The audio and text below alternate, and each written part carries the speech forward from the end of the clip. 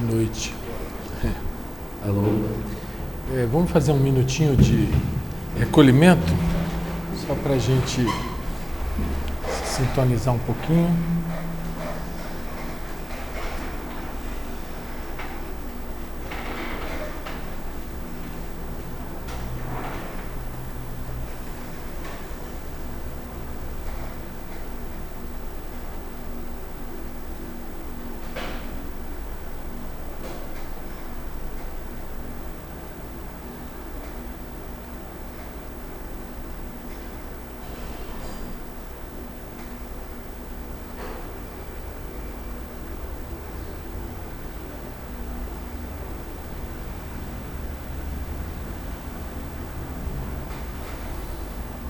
É o suficiente.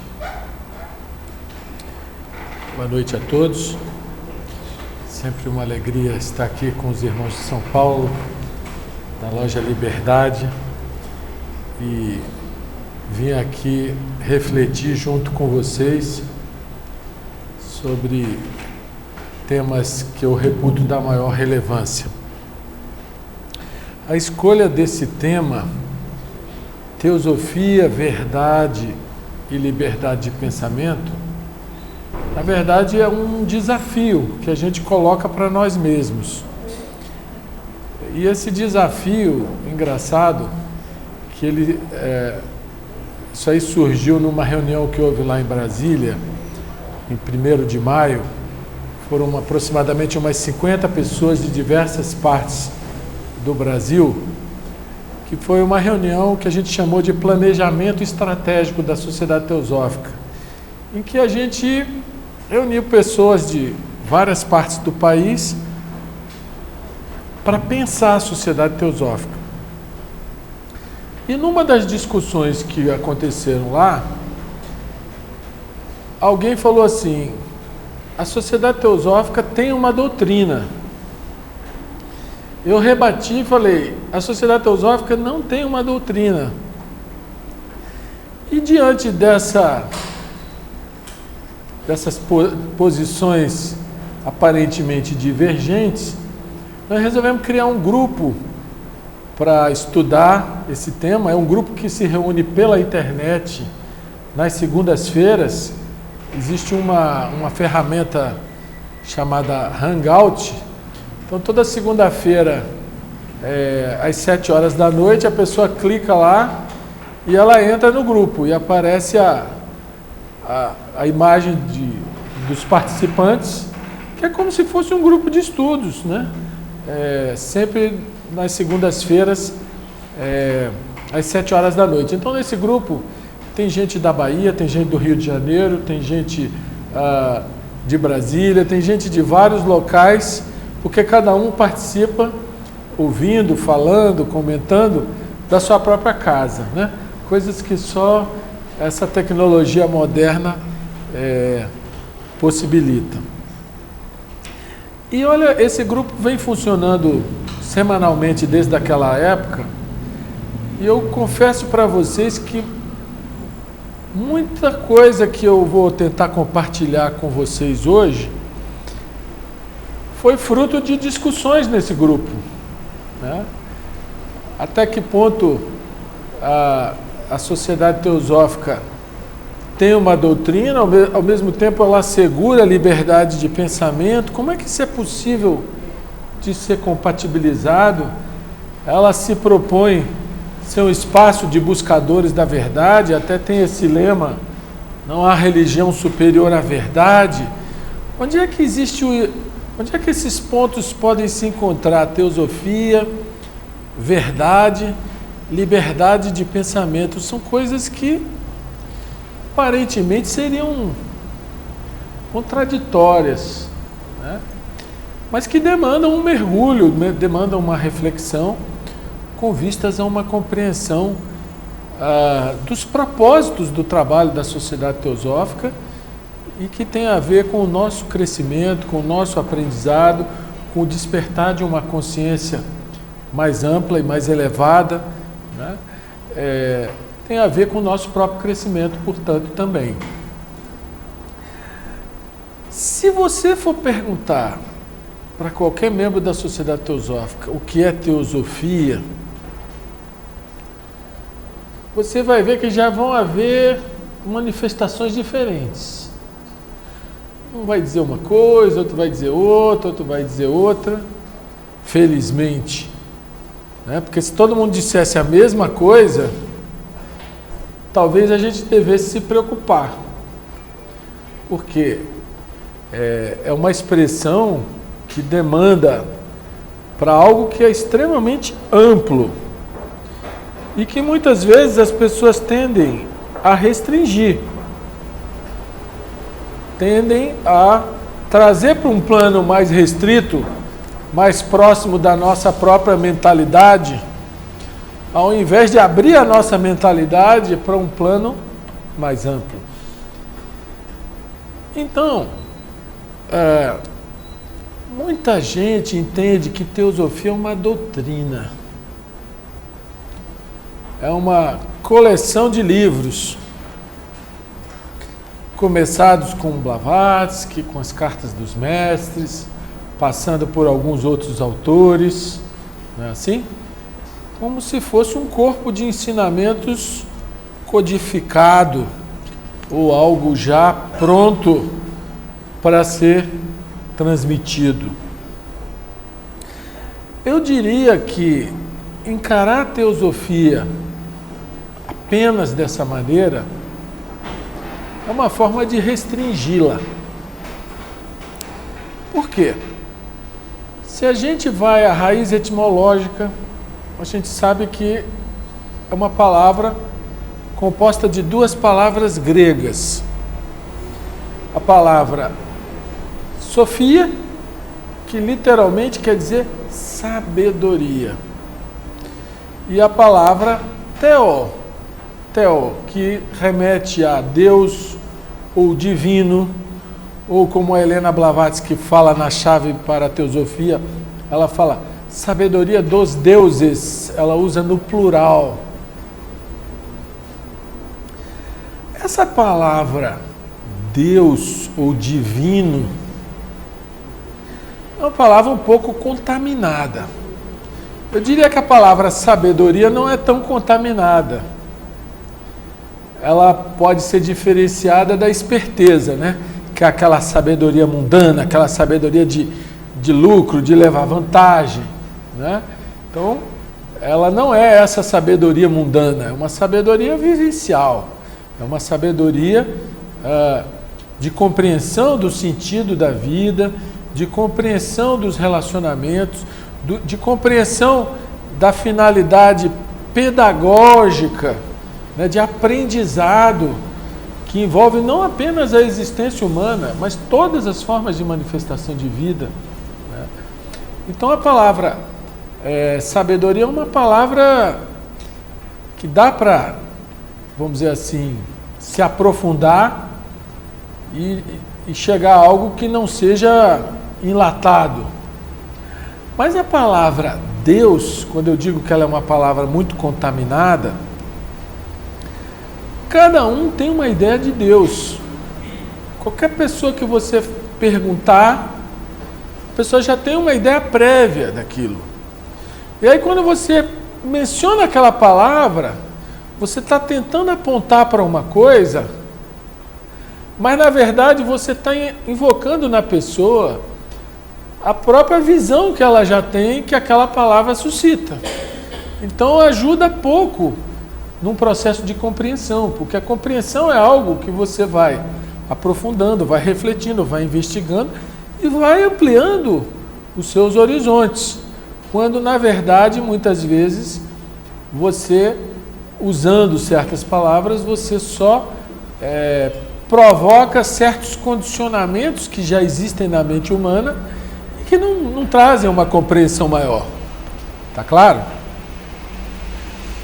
Então, é interessante que o Jiddu Krishnamurti, que eu reputo um grande teósofo, apesar de muita gente não achar que é, ele quando se refere a essa coisa que você pode dar o nome de Deus ou divino, ele fala assim, o absoluto, o eterno, o inominável, o indescritível. Ele usa umas palavras assim para tentar fugir. Às vezes ele fala Deus, mas assim, depois de mostrar que não é esse Deus que as pessoas já têm na cabeça, essa ideia de Deus. E cá para nós, há uma diferença muito grande entre a palavra Deus, que é um símbolo de 4 letras, e a coisa que se pretende traduzir com essa palavra, que provavelmente é uma coisa infinita, né? Provavelmente é uma consciência universal, é algo que vai do microcosmo ao macrocosmo sob a forma de inteligência, sob a forma de criação, de energia criadora. Então é algo muito mais do que 4 letras, não é assim? E o Krishnamurti sempre fala isso, a palavra não é a coisa. A palavra é um símbolo que tenta apontar para uma coisa. Mas assim como o dedo que aponta para a lua não é a lua, a palavra que aponta para alguma coisa, ela não é a coisa. Mas nós normalmente nos enredamos nas palavras, porque as palavras elas estão introjetadas no nosso cérebro sob a forma de conceitos. Então, quando você fala Deus, aí pronto, cada um já tem a sua ideia do que é. E até mesmo aquilo que a pessoa não sabe explicar, ela fala, não, isso é Deus. Eu não tenho explicação, então vai para uma região da mente não explicada, mas é um rótulo a mais, né? E os rótulos nem sempre nos ajudam a descobrir, compreender mais essa vida. Às vezes atrapalham até muito. Muito bem, então essa palavra teosofia, ela está apontando para uma sabedoria universal. Ela está apontando para uma sabedoria da natureza. Uma sabedoria que opera através de leis. Leis que regem o universo, leis que regem a vida natural. Eu acho que se a gente se interessa por esse tipo de assunto, para mim, pelo menos, faz muito mais sentido encontrar uma sabedoria operando na natureza, desde os átomos, das moléculas, né, das células. Tudo tem uma inteligência tão própria. E vai aos ciclos naturais, né, ao equilíbrio ecológico, aos movimentos dos corpos celestes. Nós estamos aqui numa nave que se move aí a centenas de milhares de quilômetros por hora. Uma nave que a gente nem percebe, né? Então tudo é interdependente. A gente vê o Sol, o sujeito que não enxerga essa sabedoria na natureza, para ele o Sol é uma bola de fogo ao acaso. Uns gases que estão queimando lá, né? Mas você vê que a vida aqui depende totalmente da vida lá. Porque se ele resolver apagar, em 8 minutos aqui acabou tudo. Porque 8 minutos é o tempo que a luz se desloca de lá para cá. Não é assim? Para mim é mais fácil enxergar uma sabedoria interdependente, desde o microcosmo ao macrocosmo, do que achar que não, o acaso produziu isso tudo. Forças cegas produziram isso tudo. Eu acho que para mim faz menos sentido. Né? Então, essencialmente, teosofia é a busca dessa sabedoria da natureza. Como é que ela funciona? A ciência também se interessa por isso. Só que a ciência, muitas vezes, ela vai por caminhos muito ligados aos sentidos, muito ligados aos equipamentos de medição, e com isso ela perde muita coisa. Né? Hoje ela está começando a se abrir para o estudo da própria consciência, que é algo que a ciência não tem como explicar, pelo menos até hoje. Muito bem. Então, você dizer que teosofia é uma doutrina, você já está restringindo algo que pertence à natureza, que pertence ao universo. É o modus operandi, o modo de funcionamento da natureza e do universo. Ele é sábio. Isso faz sentido para mim.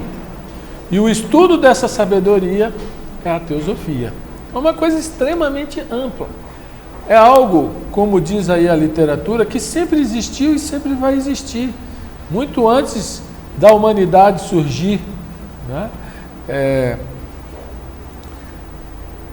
Bom, e aí? E essa doutrina? Você vai olhar os livros da Helena Blavatsky, que começou com Isis Sem Véu, né? A doutrina secreta, a voz do silêncio. Vieram também as cartas dos Mahatmas, que originalmente não eram previstas para serem publicadas, mas 50 anos depois elas foram publicadas e hoje existem até traduzidas. Enfim, e você vai ver que através da sociedade teosófica, muita literatura foi veiculada.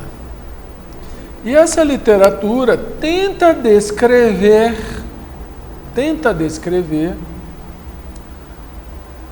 essa sabedoria universal, esse modus operandi da vida no planeta e da vida no universo. E aí a gente já começa a perceber a diferença entre a coisa e a descrição da coisa. Né? Quando você vai fazer uma viagem, vai ver muitas coisas, passar por muitas coisas. Aí você vem e conta a sua viagem. É lógico que não é igual a viagem. É algo muito mais reduzido, muito mais simplificado. Por mais que você possa florear, que você possa embelezar, que você possa até empolgar, uma descrição nunca é a coisa descrita. Assim como a palavra nunca é a coisa que ela tenta indicar, nenhuma descrição é a própria coisa descrita. Assim como o mapa nunca é o caminho. O mapa é uma indicação, é uma dica. Ele é uma orientação para quem quer trilhar um determinado caminho. Mas o mapa nunca é o próprio caminho. Tá claro? E o nosso problema é que na nossa mente a gente faz uma certa confusão e toma uma coisa pela outra. Então a gente toma a descrição como uma coisa descrita.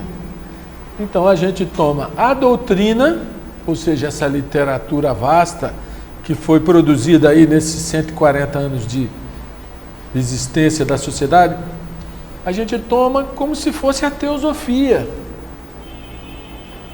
Mas a teosofia, que é uma sabedoria da natureza, vai muito longe da descrição. A descrição tenta refletir em maior ou menor grau, conforme a maior ou menor capacidade de cada autor, tenta refletir essas realidades transcendentais. Não só físicas, como subjetivas, né? Apontando que não apenas o ser humano tem uma subjetividade, a própria natureza tem uma subjetividade. É isso que a realidade, que a literatura fala. Mas quando a gente toma uma coisa pela outra e a gente pensa que a teosofia é a doutrina, a gente cai num perigo, vamos dizer assim, que tem a ver com os condicionamentos da nossa própria mente. A gente tende a se tornar doutrinadores, como que se fosse catequizadores. Tá certo? E nessa hora talvez a gente vire repetidores, perdendo o essencial. O que é o essencial? O essencial é a sabedoria viva. É a sua maior capacidade de compreensão. Essa é a sabedoria que você é capaz. Isso é o essencial. A sua melhor compreensão. Na medida que você se torna um repetidor de coisas que você não compreende e faz dos autores autoridades, né? Porque Blavatsky falou, então é a verdade, ou porque o autor tal é a verdade, ou isso ou aquilo, você é um repetidor, você não está participando da verdade. Pode ser que no momento que aquele autor escreveu, seja ele quem for, ele esteja vendo por si mesmo alguma coisa como ela é. Mas, quando você está repetindo alguma coisa que você não vê, você pode até dizer, bom, isso para mim faz sentido. A minha melhor compreensão diz que deve ser assim. Mas você não diz, é assim. Porque quando você diz, é assim, você já se tornou dogmático. Você já se tornou um doutrinador, um catequizador. Tá claro? E aí quando a gente começa a entrar no território do que a gente possa chamar de verdade, a gente começa a pisar num terreno muito, muito mais delicado. Muito mais delicado porque para tratar dele, você tem que tratar junto com isso dos nossos próprios mecanismos de observação, de compreensão, de percepção. Por quê? A verdade que a gente conhece do mundo físico é aquela que vem a nós através dos 5 sentidos. Ou de alguma outra prova material, né? Os criminalistas sabem explorar isso, né? O vestígio lá, o fio de cabelo com DNA, tarará, quer dizer, coisas, informações que vêm através dos sentidos. Agora,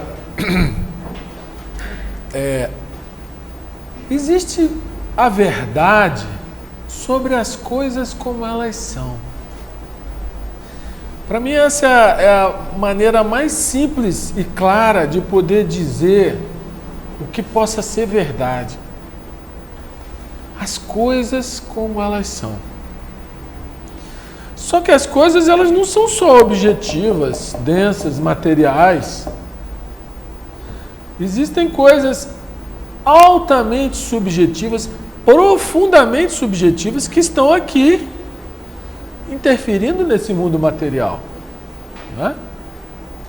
Então, provavelmente se nós estamos juntos aqui nesse momento, refletindo sobre esse tema, é porque na subjetividade de cada um, que se deu ao trabalho de se deslocar até aqui, existe interesse nesse tipo de tema.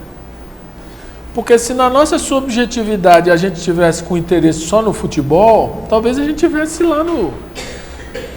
Ou no estádio, ou lá no Sport TV, né? Assistindo o jogo, sei lá, de outro lugar do mundo. Porque é a subjetividade da pessoa que dita o tipo de vida que ela vai levar. Não é assim? Se na minha subjetividade eu anseio por bebida ou por droga, é isso que eu vou fazer. Então a vida, ela não é só objetiva, a vida é profundamente subjetiva. E, portanto, existem realidades subjetivas. Um exemplo de uma realidade subjetiva é uma raiva. Quando você passa uma raiva, aquilo é um fato, está acontecendo. Algo está pegando fogo dentro de você, porque alguma coisa aconteceu diferente do que você queria. É uma realidade subjetiva. Da mesma maneira, quando o sujeito pensa e alimenta um pensamento, reforça um pensamento, reitera um pensamento, ele acaba agindo de acordo com aquele pensamento. Aquilo é uma força. Se o cara pensa em se matar, por exemplo, pensa em se jogar aí 10º andar. Ele pensa uma vez, pensa a segunda, pensa a terceira. Ele vai alimentando aquele pensamento no mundo subjetivo, que uma hora o troço é maior do que ele, vai e leva ele. Então são fatos. A nossa ciência atual, inclusive o próprio mundo do direito, principalmente do direito criminal, tende a considerar que as subjetividades são irrelevantes, né? Eu quis matar tal pessoa, mas eu não cheguei a fazer nada, então isso que você quis é irrelevante. Mas a gente sabe que o pensamento é uma força e que ele produz efeitos que interagem na consciência de outras pessoas. Isso, inclusive, é experimentado em laboratório. A própria telepatia, ela é pesquisada em universidades. É fato. Muito bem, então o que é a verdade? A verdade é as coisas como elas são. Sejam elas coisas objetivas, dessa dimensão que a gente pode perceber através dos 5 sentidos, sejam elas subjetivas, relativas a realidades mais sutis, que não são facilmente percebidas pelos 5 sentidos. Às vezes vem sinais. Por exemplo, às vezes você vê que uma pessoa está com uma cara... Aí você, se você prestar atenção, essa pessoa deve estar chateada, ela deu um sinal. Ou o contrário, ela está... Sinais de realidades subjetivas, mas são realidades. Ainda que voláteis, são realidades. Não é assim? Então, a verdade é ver as coisas como elas são. E aí, a gente vai acabar descobrindo que para penetrar nos seus domínios, não é necessário apenas olhos físicos. É preciso despertar um olho interno. Um olho interno. Como assim? Por exemplo, vocês já ouviram falar de intuição, de pessoas intuitivas, né? Aquela pessoa que ela sente, ela pega no ar uma situação, ela sente e ela sabe. Uma vez aconteceu uma experiência engraçada com uma irmã da Sociedade Teosófica, hoje ela já é falecida. Ela era lá de Recife e ela estava visitando Brasília e o meu pai estava apresentando o escritório dele para ela. E o meu pai tinha um sócio. E o meu pai é aquele cara assim que faz festa para todo mundo é lindo, tal. Aí apresentou o sócio dele para ela. Esse é meu sócio, meu amigo, meu irmão. Muito prazer e tal. Quando eles saíram da sala, ela virou para o meu pai e falou assim: não é seu amigo e é falso, e sai do escritório antes de novembro. Meu pai, o que você está falando? Por que você está falando isso? Não sei. Senti isso. Pois dito e feito. Saiu antes de novembro, trabalhou alguns clientes, levou aqueles clientes e foi embora. Isso é uma intuição, a pessoa pegou isso da onde? A única coisa que ela falou foi muito prazer para outra pessoa. Não é assim? Isso é um exemplo de uma intuição, né? Mas quando a pessoa se interessa pela verdade e ela é muito honesta quando ela não sabe, porque o nosso problema é que a gente sabe tudo. A gente tem resposta para tudo. Qualquer assunto que você falar, um vai dizer, mas isso é isso, isso é aquilo. Um monte de opiniões que, se você for muito honesto, você não sabe, né?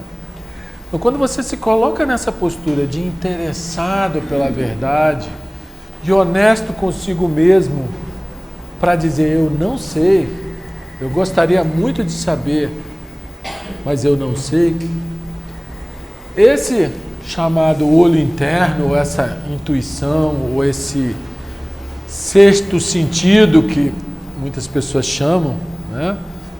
Ele começa a vir naturalmente, sob a forma de sensibilidade, sob a forma de uma atenção diferenciada, sob a forma de um olhar não contaminado pelas opiniões, não contaminado pelos preconceitos, né? Não turvo pelo que a gente acha das coisas. Tá claro? Então, certamente, a teosofia que nos interessa, que é essa sabedoria da natureza, essa sabedoria do universo, é a verdade, é como ela é. O problema é que nós não sabemos como ela é, né? E mesmo esse saber nosso, a gente tem um processo muito esquisito de saber. O nosso... Deixa eu trocar um minutinho.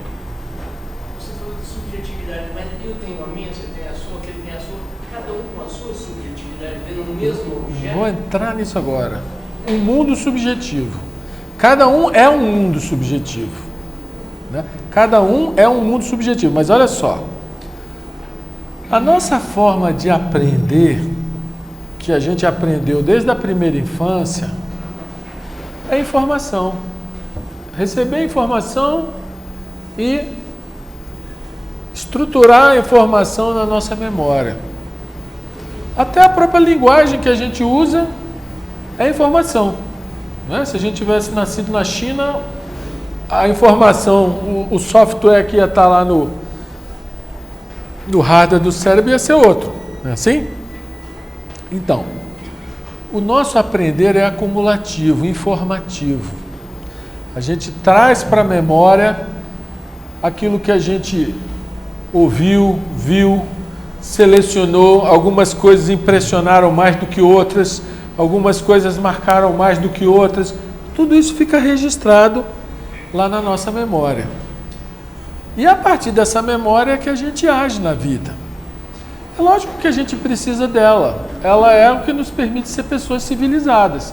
Tem um nome, tem um endereço, tem uma profissão. Ninguém está dizendo que a gente tem que ter amnésia ou que a gente deveria ser demente. Nada disso. Mas o fato que esse aprender informativo é como se você saísse por aí batendo fotos da realidade e depois você pretendesse que as fotos sejam a realidade. Ou seja, o registro da memória é um filme, é uma foto, não é a própria realidade. Tá claro? Então, a verdade é a realidade como ela é. Seja de acordo com as leis, seja de acordo com a sua volatilidade, né? A ciência provou que o átomo é muito mais vazio do que partícula. E, no entanto, ele desempenha funções conforme o número de prótons, número de elétrons, uns que são condutores, outros que não, são semicondutores, outros que não são condutores e por aí vai. Quer dizer, cada um na sua função, aquele espaço vazio que é o átomo, né, ele vai desempenhar uma determinada função de acordo com determinadas leis que regem a natureza. Não é assim? Então, a verdade é o que é, as coisas como elas são. E, portanto, nós, para podermos nos abeirar das coisas como elas são, a gente precisa de um certo esvaziamento na cabeça para poder olhar para as coisas de uma maneira nova, para poder olhar para essa literatura ou doutrina como uma ferramenta para enxergar ou tentar enxergar algo maior, e não que essa coisa em si seja ela própria esse algo maior. Não sei se está claro. Então, lá nesse grupo, a gente chegou ao entendimento de que a sociedade teosófica não tem uma doutrina. mas ela foi o repositório de uma doutrina. Ou, em outras palavras, através dela foi veiculada uma doutrina, mas que é uma obra ainda em aberto, ela não é uma obra conclusa. Qualquer observador dessa sabedoria universal pode, com maior ou menor capacidade, com maior ou menor exatidão, fazer a descrição das suas percepções, fazer a descrição da sua melhor compreensão, que é a sua verdade, vamos dizer assim. Então é um conjunto de obras em aberto. Agora, a única maneira da gente transformar todo esse material em aprendizado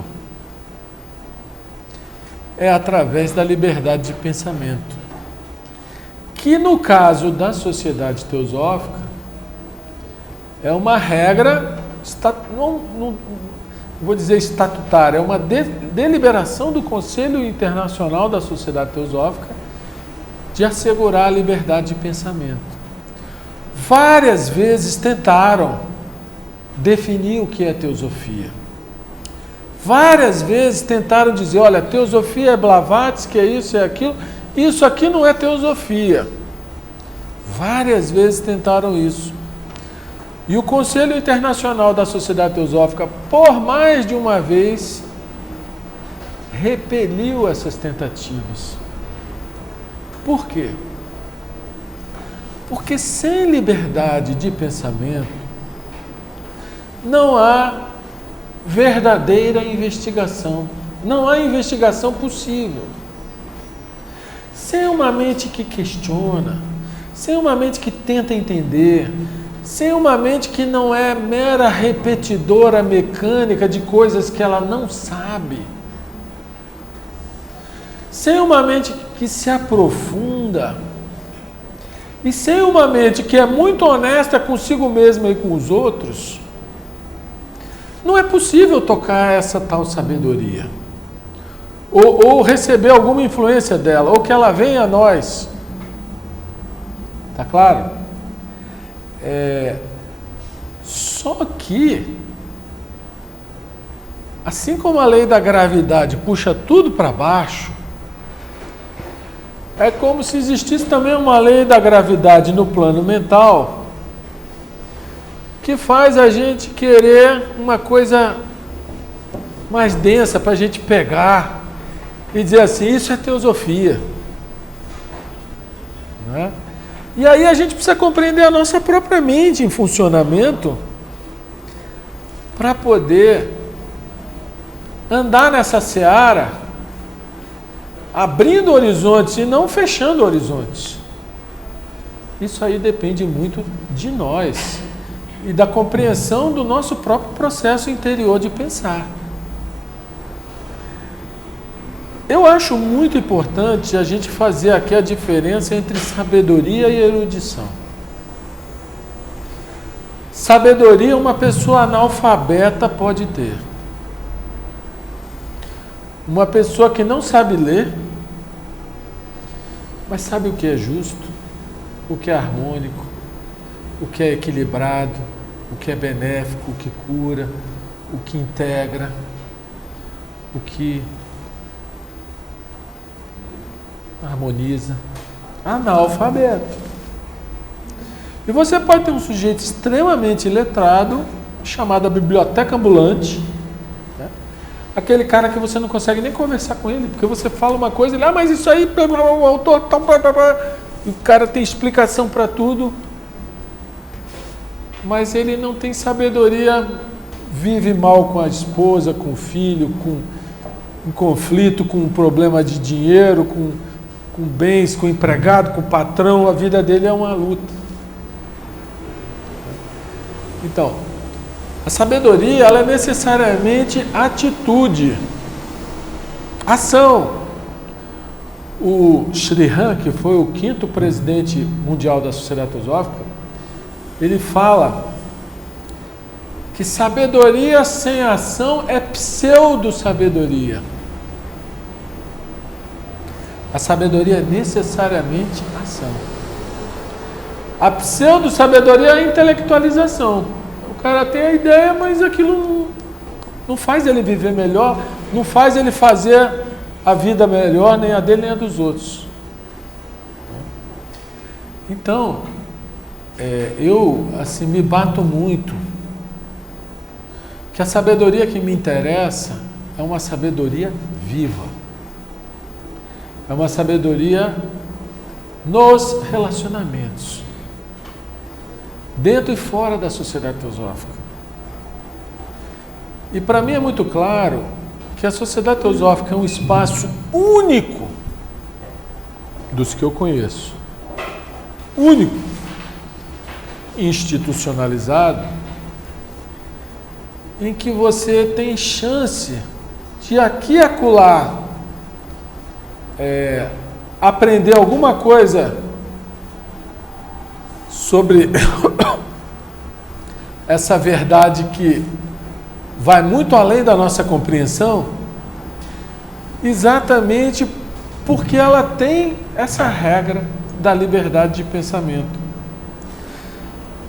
Porque se todos pensassem iguais, como em muitas igrejas acontece, todo mundo no mesmo padrão mental. Ainda que possa ser um padrão benéfico em algumas coisas, faz caridade, isso e aquilo, é um padrão mental, não é essa verdade que é as coisas como elas são. É a repetição de um padrão mental. E a verdade é uma experiência de ver além de qualquer padrão mental, de ver sem os óculos de um padrão mental. Porque você, quando vê a realidade como cristão, ou como comunista, ou como qualquer outro ista, seja ele qual for, capitalista, budista, você sempre vê a realidade com uma certa cor. O seu nível de percepção, ele sempre vai seguir por certos caminhos já traçados pelo seu próprio pensamento. Enquanto que a verdade, ela não tem a ver com os caminhos traçados pelo pensamento. Ao contrário, eu tenho que perceber que o pensamento criou sulcos para dizer, alto lá, eu quero enxergar como é e não como eu acho que é. E para eu poder enxergar alguma coisa como é e não como eu acho que deva ser, eu tenho que botar em xeque que pode não ser daquela maneira que eu acho que é. E aí que entra a liberdade de pensamento. A sociedade teosófica, ela é um espaço de aprender juntos. Isso é uma das coisas mais extraordinárias que existe. Mas, infelizmente, eu digo que grande parte dos membros da sociedade teosófica no mundo ainda não perceberam que ela é um espaço de aprender juntos. Qual é a diferença? A diferença é que muitas vezes as pessoas se dividem entre as que sabem e as que não sabem. Então o cara que dá palestra é o que sabe. E o que está assistindo é o que não sabe. Né? E muitas vezes a coisa vai desse jeito. Quando, na verdade, ninguém sabe. Todos queremos entender um pouquinho mais. Todos queremos mergulhar um pouquinho mais. E para isso a gente precisa saber que não sabe. Porque se a gente acha que sabe, a gente fica só repetindo o que a gente já sabe. E não tem aprendizado. E o aprendizado, ele é sempre novo. Aí você vai lá aos antigos, né? Os gregos, tudo que sei é que nada sei. Quer dizer, o sujeito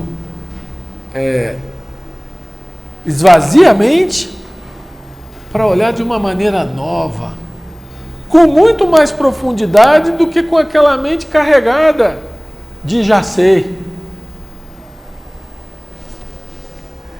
Então, a experiência da verdade é isso. Ainda que seja 1 miligrama,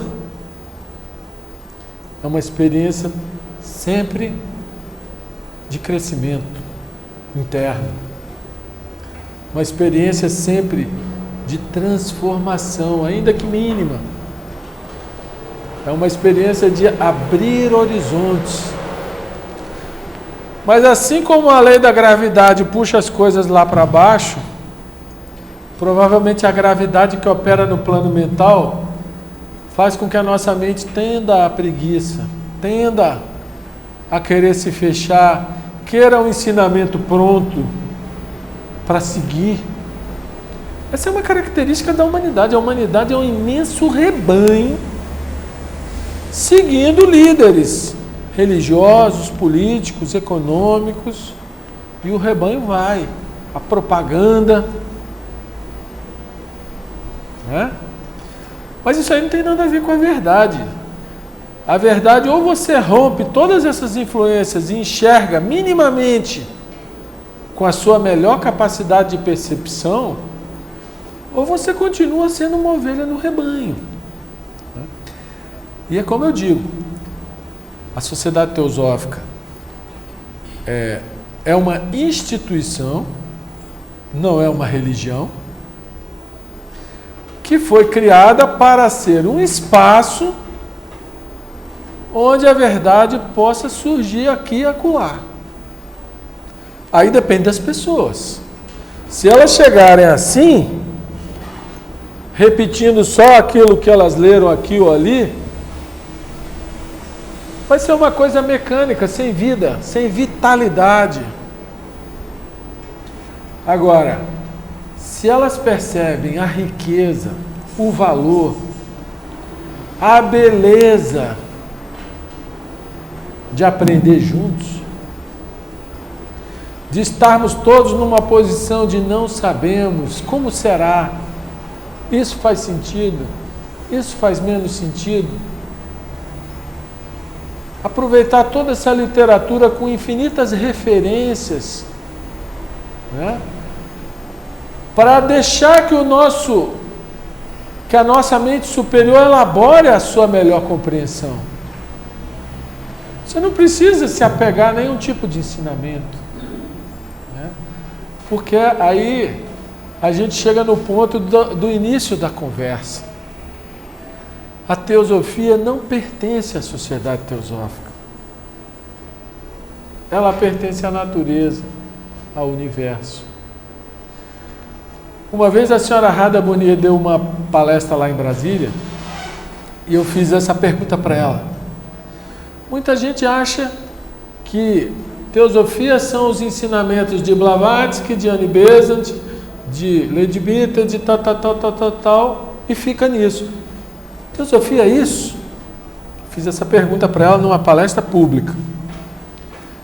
Ela virou e falou assim: por acaso as palavras do Buda não são teosofia? Por acaso o Sermão da Montanha não é teosofia? O Sermão da Montanha é uma das partes da Bíblia mais lindas, né? Ensinamento de uma profundidade, de uma beleza. Onde tiver a sabedoria, no Bhagavad Gita, no Alcorão, onde for, em que a pessoa sentiu o perfume da sabedoria, na verdade, o perfume está dentro da pessoa, porque ela teve a capacidade de sentir, enquanto que uma outra pessoa, aquilo ali não vai significar nada, vai ser celulose ou impulsos eletrônicos, né? Se for um e-book, não é assim? Então, a sabedoria, na verdade, está dentro da pessoa, que é capaz de descobri-la com ou sem essas ferramentas. E com muito cuidado e com muita percepção de si mesmo, para não fazer das ferramentas uma doutrina. Porque se você faz, ela se fecha e ela passa a ser a verdade. E quando se confunde a descrição com a coisa, a doutrina, que é uma descrição, com a própria verdade, que é a coisa, você vira um doutrinador, vira um dogmático, vira um catequizador, para si mesmo e para os outros. Você para de aprender. Você fica só na repetição. Então, eu não conheço outro espaço de livres pensadores que questionam, inclusive, o seu próprio pensamento, o seu próprio condicionamento que produz determinados pensamentos, como eu vejo na sociedade teosófica. Eu não conheço. Mas nem sempre os membros percebem o valor do espaço e se preocupam em preservá-lo, não apenas fisicamente, mas preservá-lo, não permitindo que ele se torne um espaço dogmático, um espaço de crentes da teosofia, que é crente de uma literatura muito bacana, que fala dos mestres, do karma da reencarnação, da evolução, dos 7 raios, tudo muito lindo. Mas se isso aí vira uma mera crença, pode até dar uma perspectiva maior na cabeça da pessoa, abre um horizonte na cabeça da pessoa, mas não necessariamente transforma. Às vezes ela é infeliz como qualquer outra pessoa que não tem esse tipo de conhecimento. Então a gente precisa questionar a nossa própria relação com o conhecimento. O Krishnamurti tem uma passagem que eu acho muito interessante, que ele se refere ao conhecimento como uma joia. Se você pega uma joia, uma pedra preciosa, um topázio, um diamante, um rubi, você pega ela na mão, você fica encantado com a beleza daquela joia. Você olha todas as nuances, todas as variações de cor, a harmonia e as proporções da lapidação. Aquilo te encanta, você para com aquilo. Mas logo em seguida você tem que largar a joia, você não vai carregar, senão você não pode comer, senão você não pode fazer outras coisas. Não é assim? Assim tem que ser a nossa relação com o conhecimento. A gente tem que apreciar essas joias para que elas provoquem um despertar que vem sozinho, que não é ela própria, é algo que germina dentro da gente, né? Mas para isso a gente tem que largar, porque se você ficar carregando o conhecimento, você vira uma enciclopédia, e se a cabeça está lotada, você não tem a capacidade de ver de uma maneira nova. Você vai ver sempre através desse conhecimento passado. Enquanto que a verdade é algo vivo, é o que acontece agora, a cada momento. Então, se você não tem a capacidade de se esvaziar em relação ao conhecimento, que não é a mesma coisa que a amnésia, é você realmente saber o valor relativo dele e saber que a percepção direta é o verdadeiro conhecimento, a intuição, né, o sexto sentido, o olho interno. Esse é o verdadeiro conhecimento. É aquele que vê agora, não o que vê na biblioteca dos arquivos da memória. Não é assim? O senhor Srihan, já vou abrir para a pergunta, falta só um minutinho. Tem a dele que a gente pode explorar um pouquinho mais e a sua. O senhor Srihan, que foi o 5º presidente mundial da Sociedade Teosófica, quando ele esteve aqui no Brasil, meu pai virou para ele e falou assim: o senhor é clarividente? Na lata. Ele respondeu assim: a minha clarividência é intuitiva. Ou seja, se eu entendo a resposta dele, eu disse: eu não vejo coisas, mas eu sinto o que é verdadeiro, o que é falso em cada coisa. Quer dizer, essa potencialidade de enxergar a verdade, ela existe dentro de nós.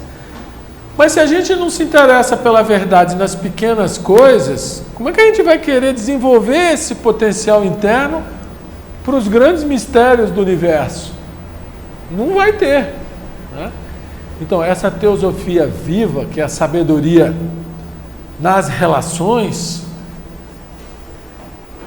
ela te permite ir apurando o seu grau de verdade em pequenas coisas, que ajuda muito no despertar desse olho interno, dessa clarividência intuitiva, vamos dizer assim, né? Mas, enfim, tudo isso se casa num plano muito elevado. Teosofia e verdade, teosofia nesse sentido maior, são a mesma coisa. Teosofia enquanto doutrina não é a verdade, é uma tentativa de descrição de determinadas realidades com maior ou menor perfeição, de acordo com a maior ou menor capacidade de determinados autores. Nenhum deles disse que era perfeito, nem a Blavatsky, que assumia, e todo mundo sabia que ela tinha um monte de imperfeições, nenhum deles. Essa obra é uma obra de baixo para cima, não é de cima para baixo. Talvez de cima para baixo venha alguma inspiração, mas a execução da obra é de pessoas imperfeitas, né? Então tudo isso se casa num plano mais elevado. Agora, sem a liberdade de pensamento, tudo isso se transforma numa crença estratificada. E aí acontece aquilo que a Helena Blavatsky fala na Chave para a Teosofia. Ela disse: várias iniciativas como as da Sociedade Teosófica fracassaram. Porque mais cedo ou mais tarde se transformaram em seitas, se transformaram em crenças, perdendo a vitalidade que somente a verdade viva pode proporcionar. Esse risco é nosso, dessa sociedade aqui, perecer, fracassar, se virar um corpo de crentes. Porque vai perder a vitalidade que só a verdade viva pode proporcionar. Para que ela não vire isso, só existe um remédio: liberdade de pensamento. Por isso que todos aqueles que quiseram obrigar o Conselho Internacional da Sociedade Teosófica a definir o que é teosofia, morreram na praia, porque eles querem organizar a sabedoria. Eles podem tentar descrever alguma coisa dela, mas jamais confiná-la, porque esse confinamento trai a essência dela, que é uma coisa infinita. Você não pode pegar uma coisa infinita e prender num cubículo, num vaso ou num livro. Enfim, então a Sociedade Teosófica é aquela instituição de pessoas que se interessam pela verdade e que sabem que estão aqui como aprendizes e que ela não pode ser possuída. Ela é algo para ser vivenciado ou não a cada novo momento, para ser descoberto ou não a cada novo momento.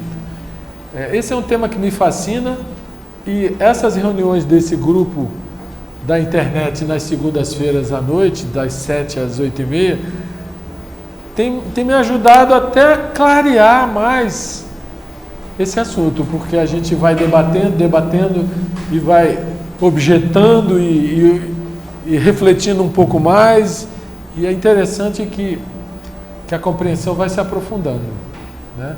E acho muito importante compreender o trabalho que a gente faz dentro da Sociedade Teosófica, porque senão a gente, sem querer, degrada ele, né? O importante não é exatamente só o que você estuda, é o como você estuda.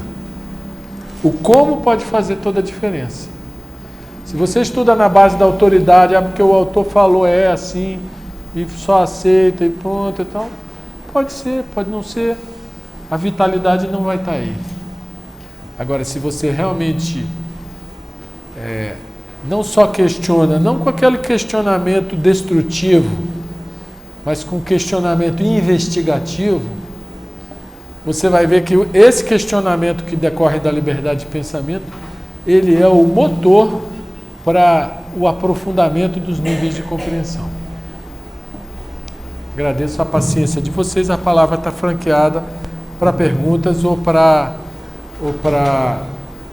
observações que vocês queiram fazer. Antes que eu morro da língua. Hã? Antes que eu morro da língua. Vai. Realmente você respondeu o que eu estava buscando. Deixa a moto passar. Ele gosta de chamar atenção, né? Então, bote a tudo. É. Você respondeu o que eu estava pensando, mas você foi além quando eu pensava na subjetividade racional, do intelecto racional de cada uma das pessoas para ver o mesmo objeto de estudo. É a terceira ou quarta palestra sua que eu assisto, daquele livrinho seu também, que de algum modo, por vários anos, se aborda esta mesma questão, que eu acho de recurso de extrema importância. Então, na minha cabeça estava trabalhando o seguinte, que seria um pensamento, digamos, anarquista, não é um anarquismo moderno, mas um anarquista conceitual, filosófico, profundo, como existiu dentro, 50 anos atrás, para estudo das ciências, e você acrescentou uma coisinha a mais aí nessa história que transcende a racionalidade, que é aquela coisinha que é o de dentro, né? Você tem que botar você também, com todas as suas imperfeições, cada um com as suas, para sentir a coisa, para vibrar. Ao mesmo se é verdade o que eu estou pensando, eu acho ótimo, louvável, e que você e o pessoal lá insista para que isso seja uma mecânica das lojas todas, para não ficar somente repasse de informações. Até nisso. E sem esperar, você deixa de comer carne, de beber cachaça, não sei o que lá, para só então começar a chegar ao céu, certo? O interessante é que a liberdade da sociedade teosófica é tal que mesmo o presidente mundial ou o presidente nacional, ele não tem o direito de chegar numa loja ou num grupo e dizer, vocês têm que estudar isso, vocês têm que abordar de uma outra maneira, ou vocês estão cristalizados nesse modo de pensar. As pessoas têm o direito de ser até assim, se elas quiserem. E se você chegar de uma maneira muito bruta e falar isso, talvez você ofenda o primeiro objetivo, que é o da fraternidade, né? Então, a gente tem que tentar ir criando núcleos de pensamento, de reflexão sobre esses temas, sobre o que é teosofia, o que é verdade, o que é liberdade de pensamento, como estamos fazendo nesse grupo da internet, e de qualquer outro tema relacionado ao que se estuda na sociedade teosófica.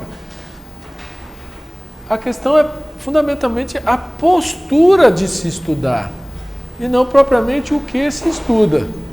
Porque essa postura é que pode deixar o espaço mental aberto, né? Você tocou no tema da subjetividade, e a gente tem um certo condicionamento ou impressão de achar que a nossa subjetividade é só nossa, né? Que o que se passa aqui no meu mundinho secreto da minha mente, ninguém sabe, né? Então você tem a sua, eu tenho a minha, ele tem a dele e tal. Mas estudos mais profundos mostram que isso é relativo. Assim como nós estamos aqui respirando o mesmo ar está entrando, indo lá no pulmão, passa pelo sangue, volta aqui, né? Assim como cada um de nós é 70% água, né? Que está entrando ali, saindo ali e tal, né? Existem muitos estudos apontando que a nossa subjetividade não é tão exclusiva quanto a gente imagina, que o nível de contágio emocional e mental é muito grande, né? Dependendo de com quem você anda, dependendo das coisas que você faz, até do canal de televisão que você assiste, o contágio acontece, né? Então, assim, nós estamos falando até de uma subjetividade ainda mais profunda do que todo o nosso racionalismo, né? É uma dimensão que quando, ou na meditação, ou em algum momento de profunda inspiração, vem uma quietude interior, a gente percebe algo que vai além de opinião, de ideia, de conclusão, algo que tem um poder muito grande na nossa subjetividade ainda mais profunda, né? Agora, no nível mental, é como já dizia o Platão. Platão dizia: as ideias governam o mundo. Muitas ideias levam séculos para serem quebradas. Não é assim?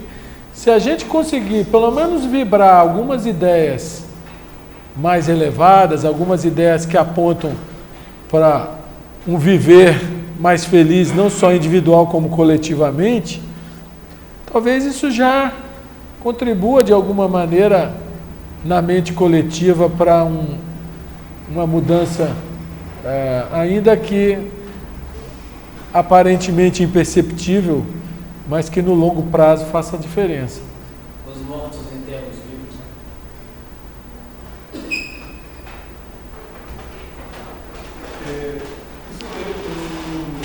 Então, eu queria fazer uma colocação de uma pergunta, né?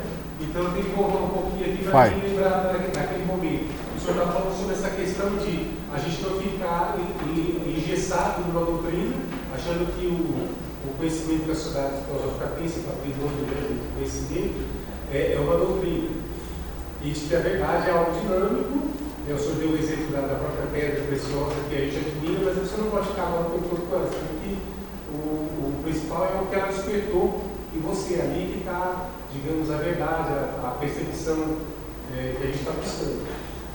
Mas aí a gente precisa pôr as coisas assim no chão, assim, digamos. Enquanto instituição, enquanto grupo que se reúne, claro que seja as outras religiões, seja a sociedade filosófica, que não é uma religião, é uma sociedade também discutir conhecimento, a gente precisa entender que você já tem um patrimônio de conhecimento já estabelecido, aquilo que já está sólido. Como equilibrar as duas coisas? Não ficar engessado nele e nem desprezar, porque se a gente também desprezar, a gente não fica ali no patrimônio de conhecimento e a gente mesmo não está nem dominando aquilo. Então, assim, me veio na cabeça aquela analogia do juiz.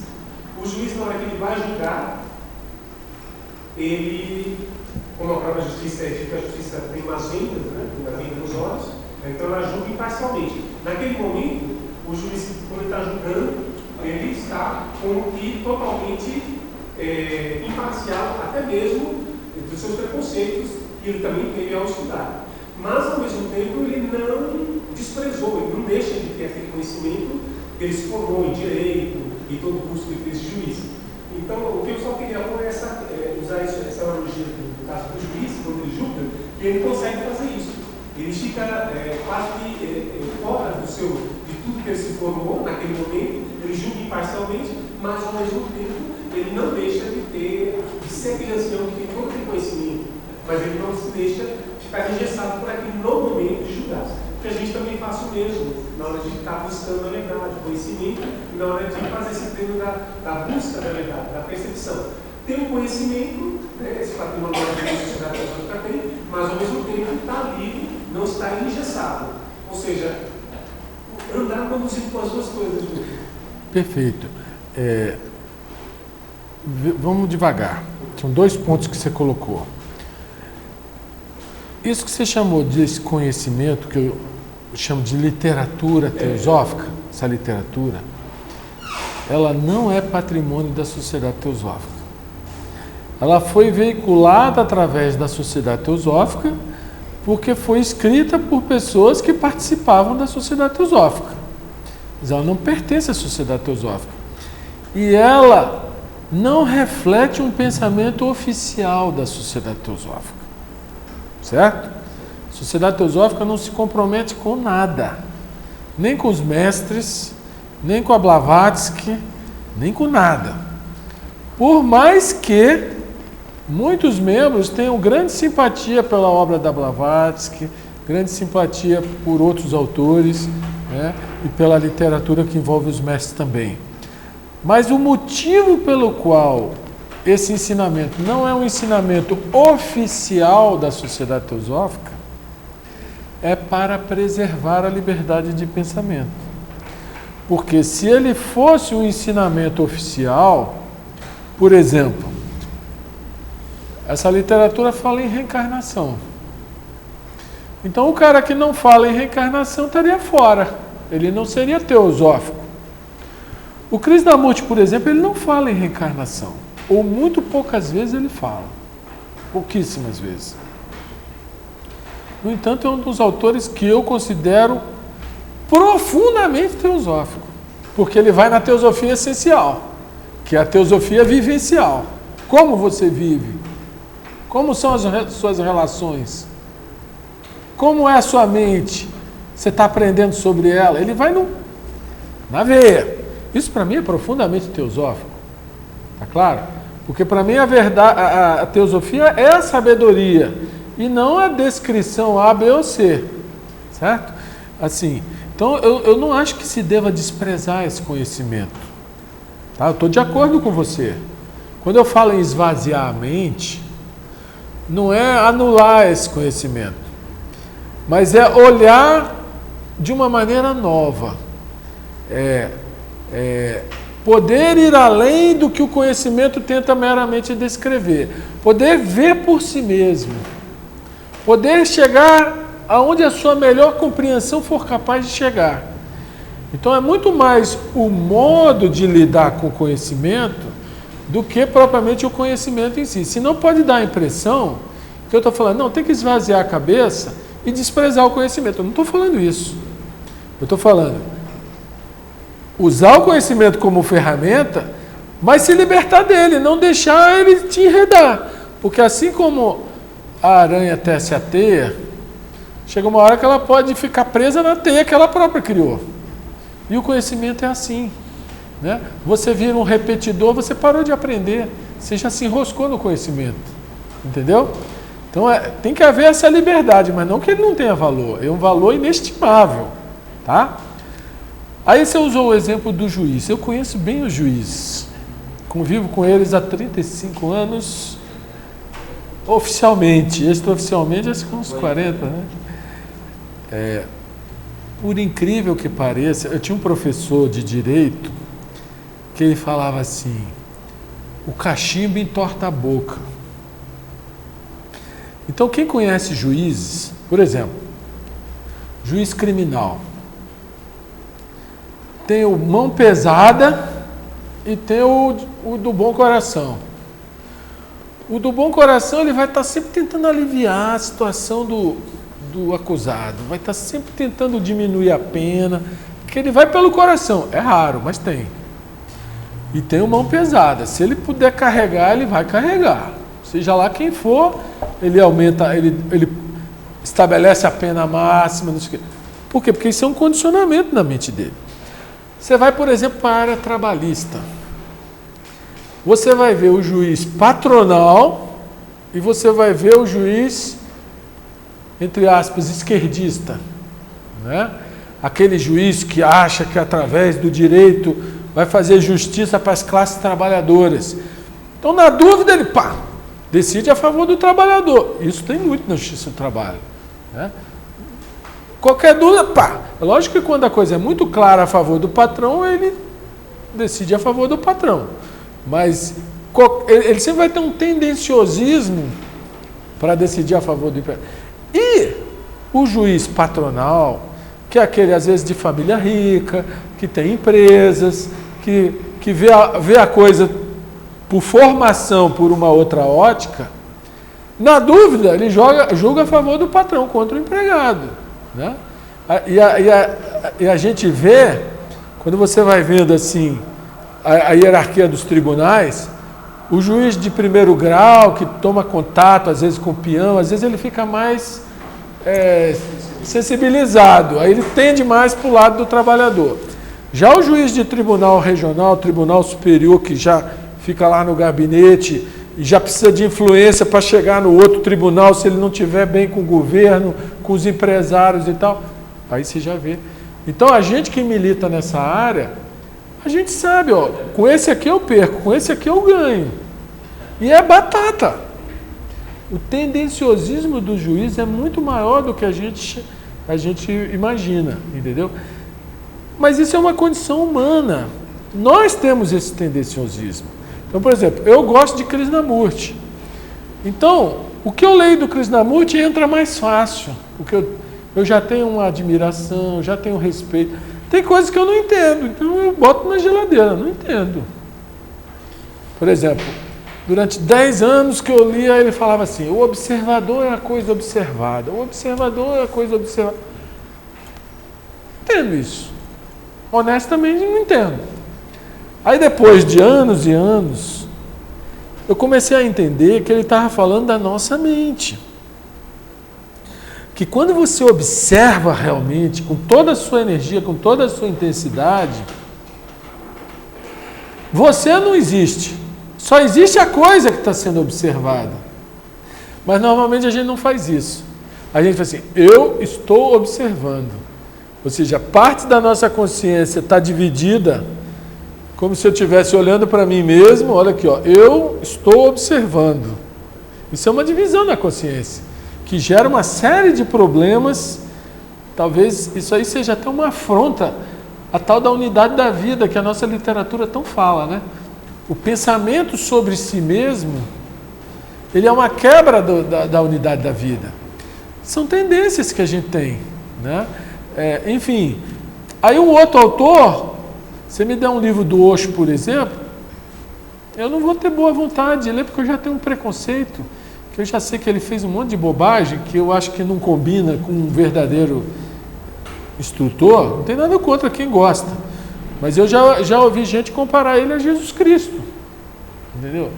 Aí é um preconceito meu, e aí, sem querer, o cachimbo está entortando a boca, ou a coloração do óculos, está vendo tudo verde, ou tudo marrom, ou tudo azul, dependendo do óculos que você está usando, né?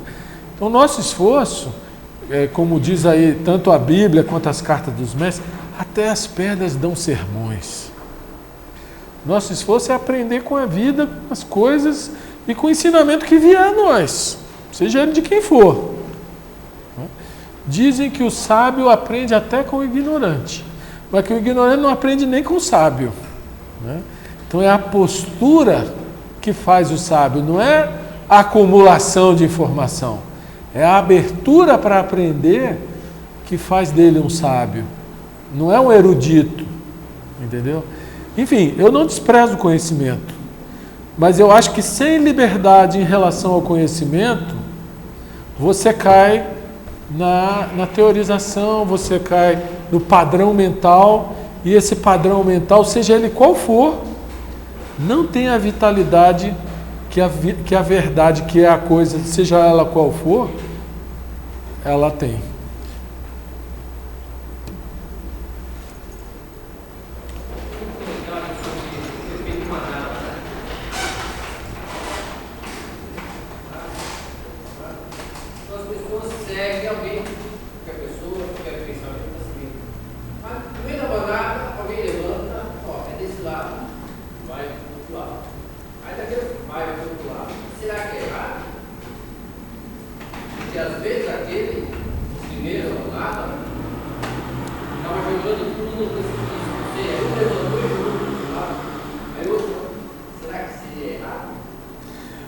Olha, eu achei a sua questão muito interessante, menos o final dela.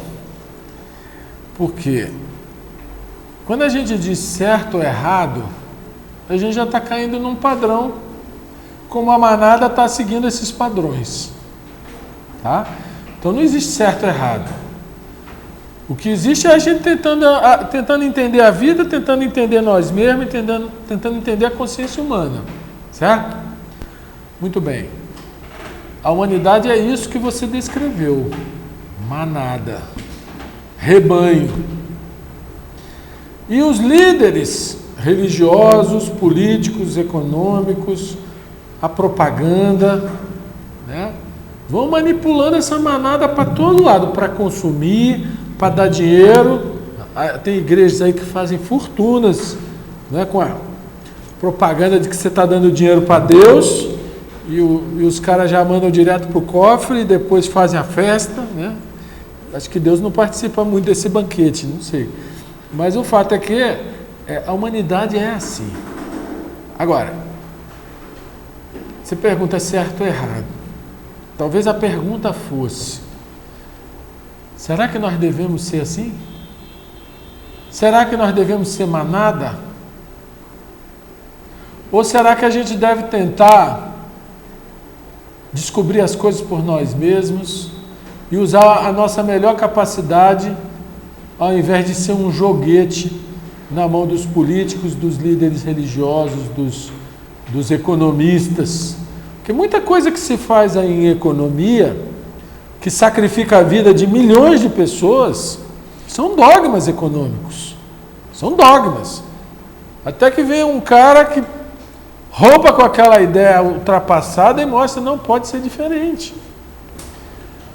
Assim como até o sofrimento humano, às vezes é uma ideia que a pessoa faz de si mesmo. Uma autoimagem depreciativa, uma baixa autoestima, né? Uma rotina mental de perda de energia, que faz com que ela sofra. Isso existe no plano individual como no plano coletivo. Então, assim, eu acho que qualquer pessoa que consiga compreender um pouquinho mais, ela está acendendo uma luz na escuridão desse mundo. Um pouquinho que seja. E essa luz já faz uma diferença muito grande. Porque essa pessoa vai se compreender melhor, vai se relacionar melhor com o vizinho, com família, com colega de trabalho, com gente que vem na rua pedir uma esmola. Ela vai sair do padrão da manada. Entendeu?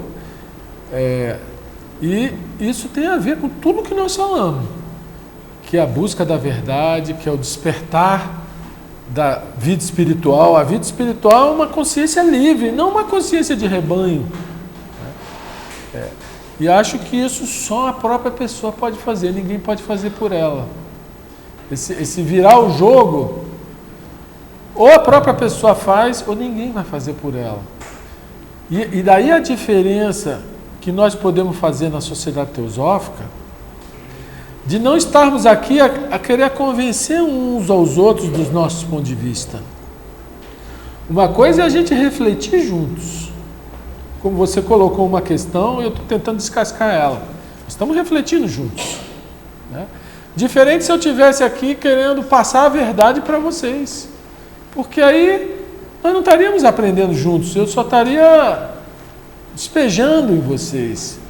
Então, o modo com que a gente faz uma palestra, o modo com que a gente faz um estudo, pode fazer toda a diferença. Pode dar exatamente esse tom de estamos aprendendo juntos. Estamos usando o nosso melhor discernimento, seja ele qual for, seja no nível que for. Estamos usando a nossa melhor capacidade de compreensão para tentar entender um tiquinho mais que seja. Né? E sair dessa manada naquilo que a gente for capaz. Porque tem outras coisas que a propaganda vai continuar influenciando, a mentalidade cultural do país vai continuar influenciando, enfim, a cultura tem um peso muito forte no condicionamento que a gente recebe e a gente vive em função dela em muitíssimas coisas.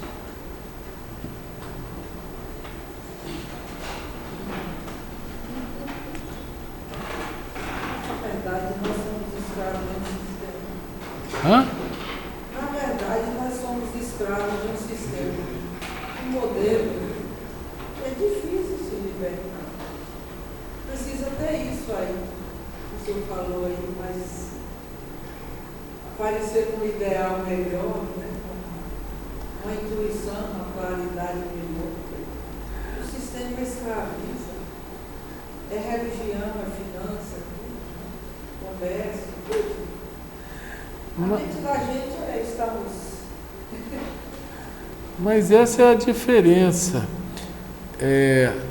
Se a gente substituir por um ideal melhor, vai ser um outro sistema.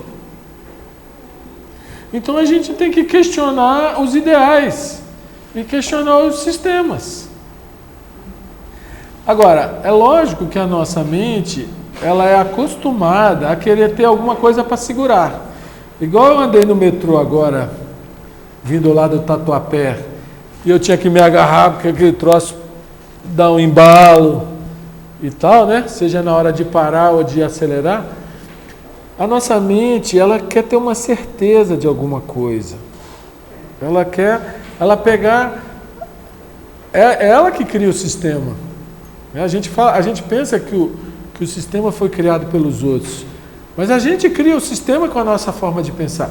E se a gente compreender que a nossa forma de pensar está criando o sistema, a gente não vai ser nem esquerda nem direita, a gente não vai ser nem isso, nem isto, aquilo, né? A gente vai ser nada. E quando a nossa mente quiser já se apegar a algum sistema, a gente, opa, presta atenção. Eu estou virando isso, aquilo, o tal do cachimbo que entortou a boca. A boca está torta. Vamos tentar olhar isso de uma maneira mais isenta. Isso é exercício para todo dia, para toda hora. Isso é uma transformação que vem naturalmente com uma atitude diferente da nossa parte, mas a atitude de liberdade de pensamento. Liberdade de pensamento em relação às nossas próprias crenças, às nossas próprias convicções, até mesmo as nossas próprias experiências. Quando a gente passa por uma experiência, eu já vivi isso, eu já sei isso, e acha que vai ser igual. Mas a vida é dinâmica. Pode ser igual, mas pode também não ser. Ou posso eu fazer com que seja igual uma coisa que seria vocacionada para ser diferente? Então tudo acaba remetendo para a nossa mente. É ela que nós precisamos compreender em funcionamento. Não é compreender criando uma nova teoria sobre a mente. É percebê-la em funcionamento. Eu concordo com você que tudo é um sistema, mas a liberdade interior, se ela existir, ninguém pode tirar. Quando o Giordano Bruno estava na cadeia, que iam levar ele para a fogueira e depois levaram, e ele era um livre pensador, era um cara que... E a Inquisição agarrou ele, fez um processo, né? Aí o carcereiro dele virou e falou assim: o que adianta você ter todas essas ideias, você ter tudo isso aí, falar tanta coisa bacana e tá aí preso? O carcereiro falou para ele. Aí ele falou para o carcereiro: eu tenho o corpo preso, você tem a alma. O carcereiro está preso no sistema, ele era um ser liberto, ainda que dentro da prisão. Ou seja, nosso trabalho de busca da verdade é de romper com esses sistemas e padrões mentais adquiridos. Pensar por si mesmo de uma maneira nova, questionando sempre as nossas próprias certezas. Isso é uma ferramenta fantástica. Fantástica. Mas para isso tem que... Não dá para acomodar, não. Se acomodar, a mente já faz assim, ó, ela já vai. É igual o corpo. Você vai na academia, ele até pega um. Se você acomoda, ele acomoda também. A certeza, nossa. Muito obrigado aí. Palmas para todos nós. Mais uma vez, prazer te rever. Igualmente.